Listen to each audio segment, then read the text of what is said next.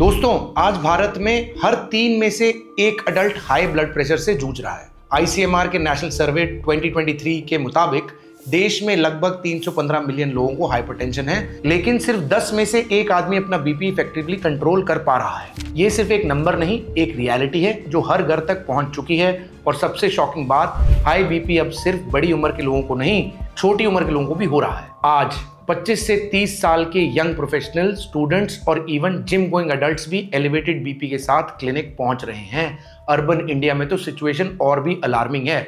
हर तीसरा शहरी adult hypertensive है। हाइपरटेंशन को साइलेंट किलर इसलिए कहा जाता है क्योंकि सिम्टम्स तब दिखते हैं जब डैमेज ऑलरेडी स्टार्ट हो चुका होता है। हार्ट पे प्रेशर बढ़ता है, आर्टरीज अपनी इलास्टिसिटी खो देती हैं, किडनी स्ट्रेन में आ जाती हैं और स्ट्रोक का रिस्क 4 से 7 गुना तक बढ़ जाता है। मतलब बीपी कंट्रोल ना करना आपके वाइटल ऑर्गन्स की हेल्थ को रिस्क पे रखना है। मैं हूं डॉक्टर शुभम बत्स्या, एक सीनियर गैस्ट्रोएंटरोलॉजिस्ट, और आज मैं आपको समझाऊंगा साइंटिफिकली स्टेप बाय स्टेप कि हाई ब्लड प्रेशर की असल रीजन क्या है, क्यों सिर्फ मेडिसिन लेना इसका सोल्यूशन नहीं है, और कैसे आप अपने डेली रूटीन के छोटे छोटे चेंजेस से साइलेंट किलर को रिवर्स कर सकते हैं नेचुरली, सस्टेनेबली और डॉक्टर अप्रूव तरीके से। तो चलिए शुरू करते हैं और समझते हैं बीपी के असली कॉजेज, बॉडी के अंदर चल रही प्रेशर स्टोरी और वो सिंपल लाइफस्टाइल फॉर्मूला जिससे कंट्रोल और रिवर्सल दोनों पॉसिबल है। बीपी हाई होना क्या है और क्यों? सबसे पहले ये समझना जरूरी है कि हाई बीपी होता क्या है। ब्लड प्रेशर वो फोर्स है जिससे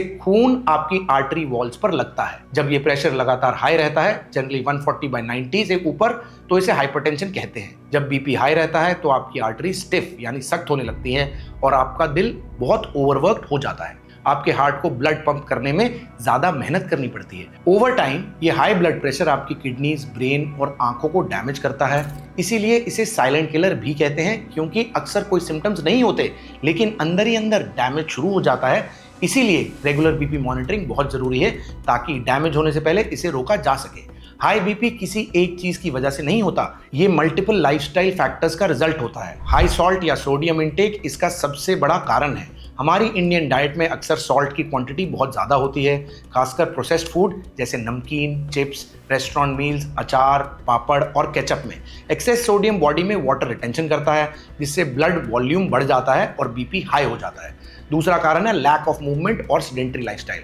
अगर आप लंबी देर तक बैठे रहते हैं और फिजिकल एक्सरसाइज नहीं करते तो आपकी ब्लड वेसल्स कम फ्लेक्सिबल हो जाती हैं और वजन बढ़ने लगता है जो बीपी को बढ़ा सकता है। क्रॉनिक स्ट्रेस और पुअर स्लीप भी बहुत जरूरी फैक्टर्स हैं। स्ट्रेस की वजह से बॉडी कॉर्टिसोल और एड्रेनलिन जैसे हार्मोन्स हाई रहते हैं और रिलीज होते हैं। ये हार्मोन्स आपकी ब्लड वेसल्स को कंस्ट्रिक्ट करते हैं यानी सिकुड़ देते हैं, जिससे बीपी अचानक हाई हो जाता है। 7 से 8 घंटे की डीप और अच्छी नींद ना लेने से नर्वस सिस्टम काम नहीं हो पाता। ओबेसिटी और एक्सेस शुगर भी हाई बीपी के लिए जिम्मेदार है। शरीर का एक्सेस वजन, खासकर पेट के आसपास यानी इंक्रीज वेट साइज, बीपी को डायरेक्टली बढ़ाता है। एक्सेस शुगर और अल्कोहल भी आर्टरीज को डैमेज करती हैं और बीपी इंक्रीज करते हैं। और फाइनली, अगर आपके पेरेंट्स या क्लोज रिलेटिव्स को बीपी की प्रॉब्लम है तो फैमिली हिस्ट्री की वजह से आपका रिस्क बढ़ जाता है। बीपी के सिम्टम्स, मॉनिटरिंग और कब डॉक्टर को दिखाएं। बीपी अक्सर साइलेंट होता है। बहुत से लोगों को पता ही नहीं चलता कि उनका बीपी हाई है जब तक वो चेक ना करवाएं। लेकिन अगर आपको सुबह उठते ही हल्का सरदर्द, सांस लेने में तकलीफ या ब्रेथलेसनेस या कभी कभी नाक से खून आने जैसे सिम्टम्स आते हैं तो अवेयर हो जाएं। रेगुलर बीपी चेक बहुत जरूरी है। घर पे एक ऑटोमेटिक बीपी मॉनिटर यूज कीजिए। हमेशा रेस्ट लेने के बाद बैठकर और आर्म को हार्ट के लेवल पर रखकर ही बीपी चेक करें। अगर बीपी कंसिस्टेंटली 140/90 से ऊपर रहता है या रीडिंग 180/120 मिलीमीटर मर्क्यूरी से ऊपर हो और आपको सीवियर हेडेक, चेस्ट पेन या सांस लेने में बहुत ज्यादा तकलीफ हो तो तुरंत मेडिकल इवैल्यूएशन करें। Doctor approved steps to reverse BP naturally. BP reversal का मतलब है बीपी को सस्टेनेबल तरीके से नॉर्मल रेंज में लाना, जिससे दवा की जरूरत कम हो जाए या माइल्ड केसेस में खत्म हो जाए। ये सिर्फ लाइफस्टाइल चेंजेस से ही पॉसिबल है। पहला, lower salt intake, sodium control. ये सबसे पहला और सबसे जरूरी स्टेप है। आपका डेली सोडियम इंटेक 1 चम्मच टोटल सॉल्ट से कम होना चाहिए, जो कि लगभग 2300 मिलीग्राम है। सॉल्ट कम करने के लिए प्रोसेस्ड फूड्स, अचार, पापड़ और सॉसेस को सख्ती से लिमिट करें।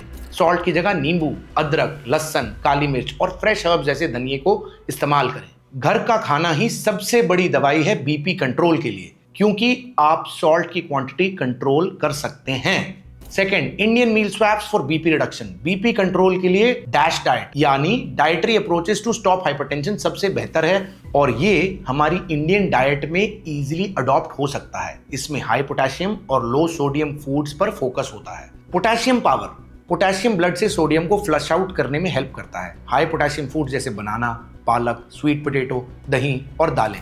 लेकिन अगर आपको किडनी की प्रॉब्लम है तो पोटेशियम बढ़ाने से पहले डॉक्टर से कंसल्ट जरूर करें। ब्रेकफास्ट स्वैप्स, नमकीन टोस्ट की जगह प्लेन ओट्स, बिना शुगर या नमक के मूंग दाल चीला, कम नमक वाला विद एडेड वेजिटेबल्स ही लें। लो फैट दही के साथ सोक्ड आलमंड्स भी ले सकते हैं। लंच स्वैप्स, प्लेन राइस या होल व्हीट रोटी के साथ कम नमक वाली दाल जैसे मसूर या मूंग दाल और खूब सारी हरी सब्जियां जैसे पालक, लौकी, टिंडा शामिल करें। पापड़, भुजिया और रेडीमेड मसाले बिल्कुल अवॉइड करें। हाई फाइबर आपके बीपी कंट्रोल करने में हेल्प करता है। स्नैक्स, चिप्स और नमकीन की जगह बनाना, अनार, ऑरेंज या लो फैट दही लें। केला और दही दोनों पोटेशियम के अच्छे सोर्स हैं। भुना हुआ चना अभी एक अच्छा लो सोडियम स्नैक है। डिनर स्वैप्स, डिनर हमेशा लाइट और जल्दी करें जैसे वेजिटेबल खिचड़ी, कम नमक और कम मसालों वाली या लो फैट पनीर या फिश और रेड मीट कम से कम खाएं। डेली एक्सरसाइज, वॉकिंग और स्ट्रेंथ ट्रेनिंग। देखिए, आपकी खून की नलियां फ्लेक्सिबल रहनी चाहिए और इसके लिए मूवमेंट बहुत जरूरी है। बीपी कंट्रोल के लिए आपको हर हफ्ते 5 से 6 बार 30 मिनट तक ब्रिस्क वॉक जरूर करनी है।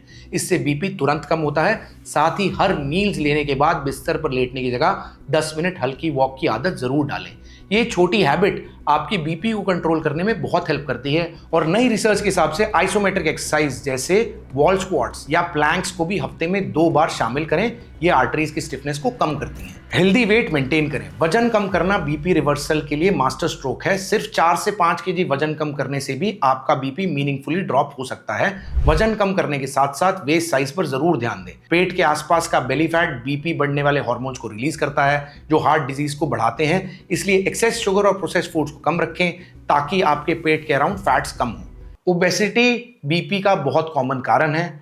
मेरा वेट 3 साल पहले 108 किलो था। उसको मैंने डाइट और लिमिटेड एक्सरसाइज से आज 70 किलो तक ला पाया हूं। इस जर्नी में मुझे बीपी हुआ नहीं था पर मैं प्री हाइपरटेंसिव था, प्री डायबिटिक भी हो रहा था, तो वेट लूज करना मेरी हेल्थ के लिए बहुत इंपॉर्टेंट था। मैंने इस जर्नी में बहुत अच्छे से डाइट करी और क्योंकि मैं बहुत बिजी डॉक्टर हूं, पेशेंट्स बहुत सारे होते हैं, तो मैं इतनी एक्सरसाइज नहीं कर पाता, तो मैंने लिमिटेड रनिंग और आइसोमेट्रिक एक्सरसाइजेज जैसे मैंने आपको बताया स्क्वाट्स, प्लैंक्स और बैंड एक्सरसाइज करी और यहां तक पहुंच पाया। मैं चाहता हूं आप इस मॉडर्न एपिडेमिक से बचें, ओबेसिटी से बचें। आप एज एन इंडियन, आपका बॉडी मास इंडेक्स 27 से कम होना चाहिए।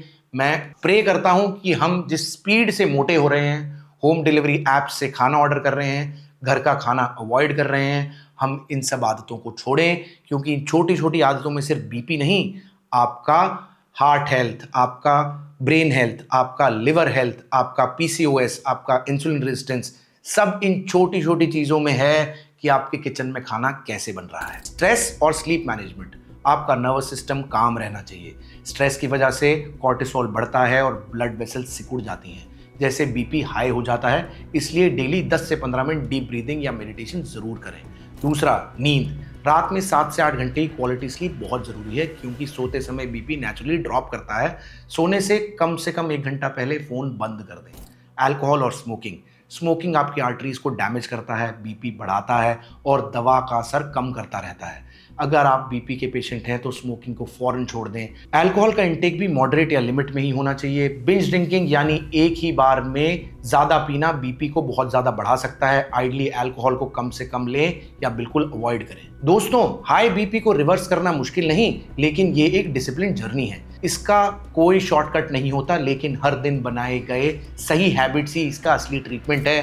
घर का सिंपल खाना, रोजाना 30 मिनट्स की वॉक, स्ट्रेस कम करना और नमक पर कंट्रोल करना, यही 4 पिलर्स मिलकर आपके बीपी को नेचुरली स्टेबलाइज करते हैं। याद रखिए, छोटी हैबिट्स ही सबसे बड़े हेल्थ आउटकम्स देती हैं।